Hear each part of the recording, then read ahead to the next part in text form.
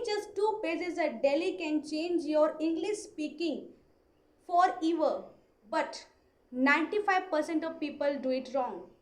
So in this video, I'm gonna say 5 techniques of reading that you can transform your whole English just by reading. So the first point is choose your right material. First of all, you have to analyze yourself that in which place you are lying. If you are at beginner level, then you have to read small simple stories. You can read children's book and you can also read comic book. If you are at position of intermediate level, then you can read novels like novels of the Alchemist, novels of the Harry Potter. And if you are at advanced level, then you can read classics, editorials, and you can also read biographies of the famous people and popular people. Yes. And the second point is you have to read English daily. You have to read at least 20 to 30 minutes before and after sleeping. And you, as much as you can read more than 20 to 30 minutes. It depends upon you, but at least you have to read 20 to 30 minutes. It is compulsory. Understood? And whenever you are reading, you have to not just turning the pages or just like reading the book or reading the sentences like a song, then it will not work for you.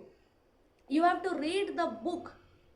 You have to read the book and you have to write the hard words in your notebook, and you have to search in Google that what its meaning and what's its pronunciation. Okay, and that is very important, reading loudly. Whenever you are reading something, you have to read loudly because your tongue needed so much of practice, because you not need to just turning your pages, it needs to bring your thought into words. Understood? And the third point is focus on vocabulary. Whenever you are reading a book, there are many hard words comes in the book and you are unknown. Then you have to write it down in notebook and search in Google about what is the meaning of that particular word in English. And you have to also search its pronunciation. And you have to read it loud, because it will not just improve your English, it will also improve your confidence and pronunciation. Okay, and you have to make a sentences of your own by using that particular word. Okay, and you have to just make a synonyms and antonyms of that particular word. At least 3 synonyms and 3 antonyms are necessary of each word. Understood? So all these things are very necessary. Read with purpose. The 4th point is read with purpose. Means you have to ask yourself that what is the main idea of that particular story. What is the main theme of that particular story? Can you summarize that particular story or novel, or can you explain yourself that what's you have read in that particular story or any another material? If you are able to say that what's the meaning and what's the main idea and